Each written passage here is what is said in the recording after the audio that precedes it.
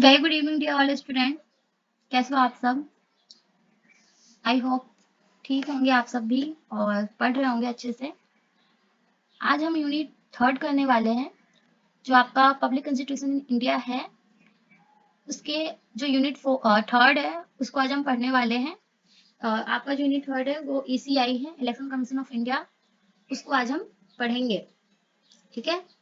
जो unit third है वो है कंडक्टिंग इलेक्शन इन इंडिया।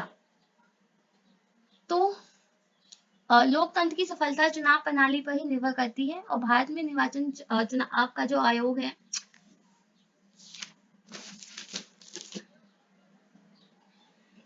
देखो किसी भी देश को अच्छे से चलाने के लिए ना वहां पे एक शासक का होना जरूरी है, ठीक है। और उसको किस प्रोसेस के द्वारा चुना जाता है, तो जिस प्रोसेस के द्वारा उसको चुना जाता है उसको बोलते हैं चुनाव। और जो लोकतंत्र है, लोकतंत्र की जो सफलता है वो टोटली डिपेंड है किस पे? चुनाव प्रणाली पे। किस पे डिपेंड है? चुनाव प्रणाली पे डिपेंड होता है। और अगर हम बात करें इन इंडिया जो इलेक्शन कमीशन है यानी ECI, तो जो ECI है यह यहाँ पे एक संवैधानिक संस्था है, कॉन्स्टिट्यूशनल अथॉरिटी है, ठीक है। और ये किसके लिए रिस्पॉन्सिबल है? ये जो रिस्पॉन्सिबल है, responsible for conducting free fair and impartial election, ठीक है। जो भी चुनाव होते हैं ना, फ्री मतलब जैसे कि स्वतंत्र निष्पक्ष जो चुनाव होते हैं, इसके लिए ये रिस्पॉन्सिबल है। इसके अलावा अगर हम बात करें तो देखो, जो इंडिया है, India is the largest democracy in the world. सबसे बड़ा जो लोकतंत्र वो इंडिया में ही है। और यहाँ चुनाव कराना ना एक बहुत ही बड़ा जो एडमिनिस्ट्रेटिव कार्य होते हैं ना, बहुत ही बड़ा प्रशासनिक कार्य यहाँ पे चुनाव कराना होता है। तो अगर हम इसकी बात करें तो देखो, जो जनवरी 1950 है, जैसे कि जब कॉन्स्टिट्यूशन बना, कब बना था वो? 26 नवंबर 1940 को और 1949 को वो तैयार हो चुका था। लेकिन 26 जनवरी, देखो जब कॉन्स्टिट्यूशन बना था तो वो कब बना था? 26 नवंबर 1949 को वो तैयार हो गया था। लेकिन 26 जनवरी 1950 को वो रियलिटी में लाया गया, मतलब उसको लागू किया गया। तो उसी के बाद मतलब जनवरी ही 1950 में ही चुनाव आयोग की स्थापना भी की गई थी। जो चुनाव आयोग है उसकी स्थापना भी कब की गई थी? 25 जनवरी 1950 को। जो निर्वाचन आयोग है वही चुनाव आयोग, निर्वाचन आयोग सेम थिंग है। तो उसकी स्थापना भारत में की गई थी। और उस टाइम पे जो फर्स्ट वो थे, जैसे कि होते हैं ना चुनाव आयुक्त, तो सबसे पहले जो बने थे वो बने थे सुकुमार सेन। ये प्रथम मुख्य चुनाव आयुक्त बने थे। और ऐसा लग रहा था कि जो पहला आम चुनाव है वो 1950 में हो जाएगा। लेकिन देखो भारत काफी बड़ी कंट्री है, ठीक है। तो इतना विशाल जनसंख्या भी था देश में, तो चुनाव कराना भी काफी ज्यादा मतलब फेस कह सकते हो कि वहां पे चैलेंजेस फेस करने पड़ रहे थे, क्योंकि फर्स्ट टाइम तो एक तो इलेक्शन हो रहे थे, इतना ज्यादा वहां पे नंबर है, ठीक है, लोगों का। तो उस टाइम पे काफी ज्यादा आसान नहीं था। क्या आसान नहीं था? आसान ये नहीं था कि स्वच्छ और निष्पक्ष चुनाव करवाए, ठीक है, स्वतंत्र और किसी भी तरीके का निष्पक्ष चुनाव करवाए, ऐसा पॉसिबल नहीं हो रहा था। तो इसके लिए क्या चाहिए था? चुनावी क्षेत्रों का पुनर्गठन किया जाना चाहिए था। और जो फिर उसके बाद क्या था कि जो मतदाता है, जो वोटर है, उनके नाम की सूची तैयार करना और इन दोनों काम होने का एक जो लंबा टाइम लगना, ठीक है। तो लगभग वहां पे उस टाइम पे 17 करोड़ जो वोटर थे और जो 489 जो सांसद थे, और वहां पे सदस्य कितने थे? 320। तो विधानसभा के जो सदस्य थे उनका चुनाव उनका जो था वो चुनाव होना था। तो ये काफी ज्यादा उस टाइम पे प्रॉब्लम क्रिएट कर रही थी, क्योंकि एकदम से फर्स्ट टाइम हो रहा था, तो उसमें तो टाइम तो लगता ही है। और लोगों को भी नहीं पता था कि वोट कैसे देते। बहुत सारे लोग जो थे उस टाइम पे ना इंडिया में, जो 15% लोग थे वही बस एजुकेटेड थे, साक्षर जिसको बोलते हैं, वही एजुकेटेड थे। और इस कारण क्या हुआ कि यहाँ पे दो बार ना चुनाव स्थगित करने पड़ गए थे, दो बार। और अक्टूबर 1951 से फिर फरवरी 1952 के बीच में चुनाव आयोग कराए, चुनाव जो था वो करवाया गया। फिर उसके बाद जनवरी 1952 के चुनाव में देश को ज्यादातर भागों ने मतदान किया, और इसलिए यह 1952 का जो था ये आम चुनाव कहलाता है। तो इसलिए यहाँ पे दो बार चुनाव कराए गए। क्यों? पता चल गया ना आपको कि काफी ज्यादा जो लोग थे अनएजुकेटेड थे और काफी ज्यादा जनसंख्या भी थी, जिसके कारण एक बार तो कराना पॉसिबल नहीं था, इसलिए दो बार करवाया गया। एक तो करवाया 1951 से 1952 के बीच में, फरवरी में, अक्टूबर से लेकर फरवरी के बीच में। और दूसरा कब हुआ? जनवरी 1952 के चुनाव में। तो यहाँ पे ज्यादातर लोगों ने पार्टिसिपेट किया था, ठीक है। और जो ज्यादातर लोगों ने पार्टिसिपेट किया इसलिए इसको क्या बोला जाता है? आम चुनाव जिसको बोलते हैं, पहला आम चुनाव था, मतलब फर्स्ट टाइम जो चुनाव हुआ था वो 1952 में हुआ था। कॉन्स्टिट्यूशनल बेस की अगर हम बात करें तो देखो ये ना आर्टिकल 324 टू 329, 324 से लेके 329 तक यहाँ पे चुनावों से संबंधित यहाँ पे क्या दिए गए हैं, प्रावधान दिए गए हैं। ठीक है, कॉन्स्टिट्यूशन प्रोवाइड, इसमें जो दिया गया है कि article 324 to 329 of the Indian constitution provide for the superintendence, direction and control of election. ठीक है, फिर उसके बाद ये क्या है, यह एक ऑटोनोमस एंड कॉन्स्टिट्यूशनल बॉडी है। ठीक है, टाइप की अगर हम बात करें तो यहाँ पे देखो टाइप में ना इसमें जनरल इलेक्शंस होते हैं। ठीक है, जनरल इलेक्शंस होते हैं, फिर स्टेट असेंबली इलेक्शंस होते हैं, फिर राज्यसभा इलेक्शंस होते हैं, लोकल बॉडी इलेक्शंस होते हैं और फिर बाई इलेक्शंस होते हैं। ये ना 5 कैटेगरी में है, डिवाइड है। देखो जनरल इलेक्शन कौन से होते हैं, इसमें ना to elect member of parliament, जो पार्लियामेंट के जो मेंबर है उसको इलेक्ट करने के लिए यहाँ पे जनरल इलेक्शंस करवाए जाते हैं, जिसको हम कहते हैं संसदीय चुनाव। तो लोकसभा का जो चुनाव होता है ना उसको बोलते हैं। फिर उसके बाद state assembly election. State assembly elections क्या होते हैं, इसमें ना जो लेजिस्लेचर है, ठीक है, जो मेंबर ऑफ लेजिस्लेचर है, ठीक है, मेंबर ऑफ लेजिस्लेचर असेंबली के उसके लिए हम करते हैं, उसको इलेक्ट करने के लिए करते हैं। यहाँ पे जो भी विधानसभा के जो मेंबर है ना उसको चुनने के लिए हम यहाँ पे स्टेट असेंबली इलेक्शन करवाते हैं। फिर है राज्यसभा चुनाव। तो जो ये राज्यसभा इलेक्शन है ये हम किसको करते हैं, ये जो होता है ये इनडायरेक्ट इलेक्शन होता है बाय स्टेट लेजिस्लेचर। ठीक है, एंड लोकल बॉडी इलेक्शन की अगर हम बात करें तो इसमें आ जाता है पंचायत एंड म्युनिसिपल इलेक्शंस आ जाते हैं इसमें, जो भी आपका ये नगर पालिका और पंचायत का जो चुनाव होता है ना वो इसमें आता है, और ये किसके द्वारा कंडक्ट होता है, बाय स्टेट इलेक्शन कमीशन। ठीक, एंड फिर है हमारा बाई इलेक्शन यानी कि उपचुनाव। ये किस लिए होता है, ये होता है held when the seat become vacant before the term and, जब भी टर्म एंड होने से पहले जो सीट वैकेंट होती है उसके लिए, मतलब रिक्त पदों के लिए यहाँ पे ये चुनाव करवाया जाता है। ठीक है, फिर उसके बाद है कि ये जो चुनाव है, जो इलेक्शन है, इलेक्शन कंडक्ट करने के लिए कौन कौन से स्टाफ है, स्टाफ कौन कौन से होते हैं, मतलब एकदम से तो इलेक्शन हो नहीं जाता, कुछ तो स्टाफ होंगे ना इसके। तो सबसे पहले यहाँ पे होता है अनाउंसमेंट ऑफ इलेक्शन शेड्यूल। जो भी इलेक्शन जब भी होना है तो उससे पहले ना अनाउंसमेंट की जाती है, चुनाव कार्यक्रम की घोषणा की जाती है कि जो आयोग होता है ना, ठीक है, जो ईसीआई है, ठीक है, ईसीआई के द्वारा यहाँ पे date and phases are announced. ठीक है, यहाँ पे अनाउंस किए जाते हैं, और फिर जो भी मॉडल कोड है, ठीक है, model code of conduct comes into force. नामांकन दाखिल करना, नामांकन दाखिल करना मतलब फिलिंग ऑफ नॉमिनेशंस। इसमें ना जो उम्मीदवार होते हैं, जो कैंडिडेट्स होते हैं, वो अपना फाइल जो है, जो भी दस्तावेज वगैरह है या फिर जो उनकी रिक्वायर्ड डॉक्यूमेंट्स है या फिर सिक्योरिटी डिपॉजिट वगैरह है, ठीक है, तो उनका ये क्या करते हैं, नामांकन करवाते हैं, नॉमिनेशन करवाते हैं। फिर है नामांकन पत्रों की जांच यानी सिक्योरिटी ऑफ नॉमिनेशन। इसमें क्या होता है कि जो सिक्योरिटी ऑफ नॉमिनेशन है, इसमें क्या होता है कि जो रिटर्निंग ऑफिसर्स होते हैं वो क्या करते हैं, वो वैधता की जांच करते हैं, यानी कि जो भी डॉक्यूमेंट्स वगैरह है उसको, उसकी वैलिडिटी वगैरह वो चेक करते हैं।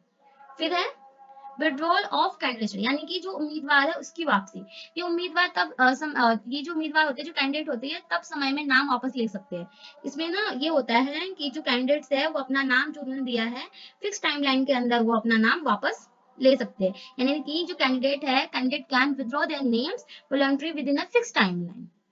फिर है चुनाव प्रचार यानी कि इलेक्शन कैंपेनिंग। इसमें क्या होता है कि जो अब देखो इलेक्शंस होने स्टार्ट हो, जब भी होने वाले होते हैं तो क्या होता है, रैलियां निकलती है, पोस्टर वगैरह लगते हैं, सोशल मीडिया पे भी आपने देखा होगा, फिर फोन पे भी कॉल आने लग जाते हैं, है ना। तो ये सारे क्या होता है, ये सारे कंपेनिंग ही तो होते हैं, सारे प्रचार प्रसार तो करते हैं अपना। ठीक है, और फिर उसके साथ ही यहाँ पे क्या होता है कि कंडक्ट अंडर टाइट सिक्योरिटी, जो भी आचार संहिता है उसका काफी अच्छे से पालन किया जाता है। ऐसा नहीं कि पैसे वगैरह बांटना स्टार्ट कर, मतलब कुछ इस तरीके से धांधली वगैरह ना हो, मतलब प्रॉपर सही वे में वो क्या करते हैं, चुनाव प्रचार करते हैं। एंड फिर आता है पोलिंग डे। ठीक है, पोलिंग डे आता है यानी कि जिस दिन मतदान होना होता है, तो मतदान दिवस आता है। फिर उसके बाद ईवीएम और वीवीपीएटी के माध्यम से क्या होता है, मतदान किया जाता है, वोटिंग किया जाता है। जो वोटर है वो क्या कहते हैं, ईवीएम का फुल फॉर्म क्या होता है, electronic voting machine, and VVPAT का मतलब क्या होता है, voter verified paper audit trail. तो इनके द्वारा क्या होता है, वोटिंग की जाती है, जो वोटर है वो अपने अकॉर्डिंग क्या करते हैं, वोट करते हैं, और काफी ज्यादा यहाँ पे टाइट सिक्योरिटी होती है। ठीक है, फिर आता है एंड में सबसे जो लास्ट वाला प्रोसेस है वो है counting of votes and declaration of result. जो भी वोट दिया गया है उनका क्या होता है, जो भी वोटिंग हुई होती है उसको क्या कहते हैं, काउंट किया जाता है। और ये ना स्ट्रिक्ट सुपरविजन के अंदर किया जाता है। जो वोट है, votes are counted under strict supervision and फिर उसके बाद जो विनर है उसको डिक्लेयर किया जाता है, ठीक है, और सर्टिफिकेट्स इशू कराए जाते हैं उन्हें प्रॉपरली। तो ये है स्टेप बाय स्टेप कि चुनाव जो है, इलेक्शन है, वो किस तरीके से होता है।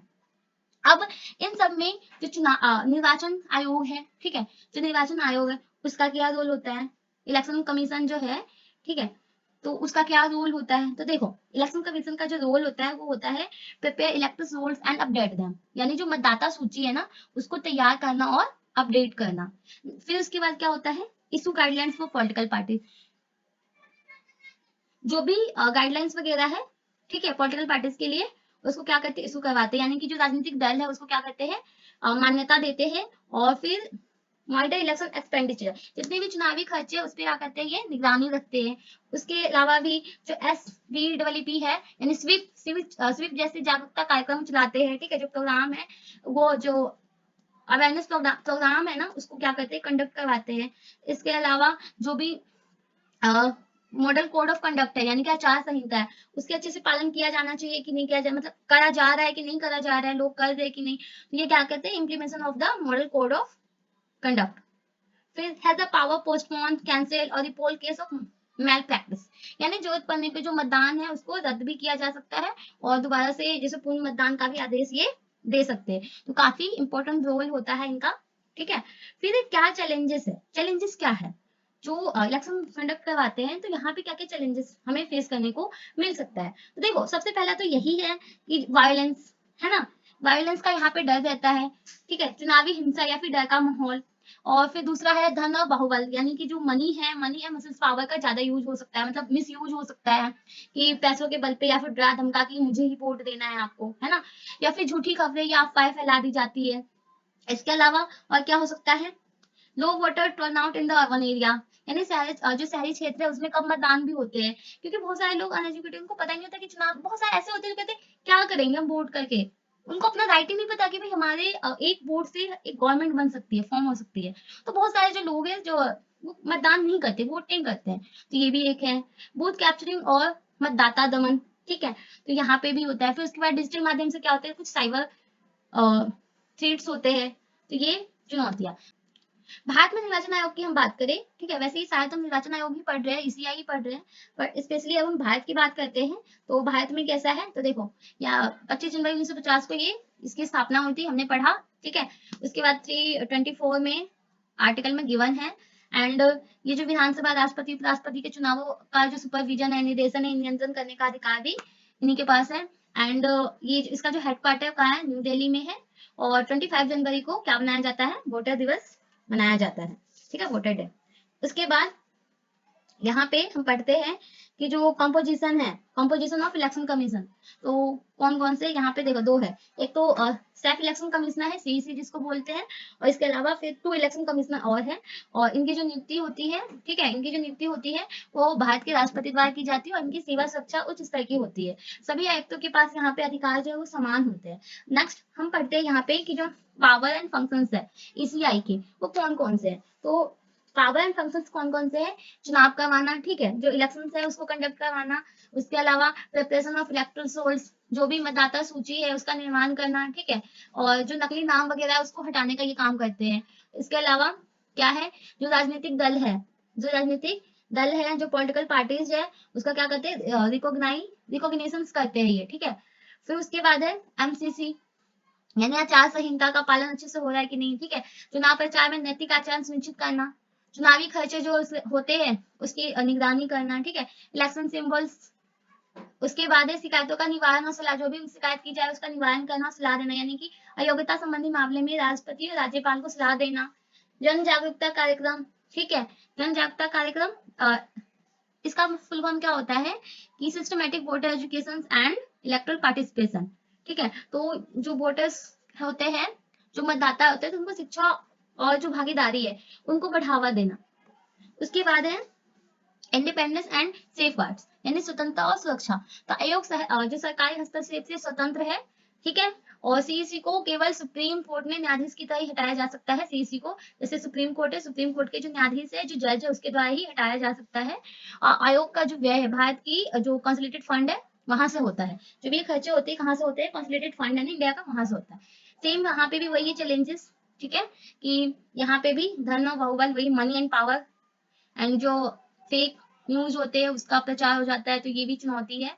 सोशल मीडिया का सही से यूज ना होना, ईवीएम वीवीपीएटी का संदेह, ठीक है, राजनीतिक दबाव और आलोचना, यही है कि political pressure and debates of autonomy. तो ये जो है इसके चैलेंजेस है, किसके, ईसीआई के। और ये आपका कंप्लीट हो गया यूनिट 3, ठीक है।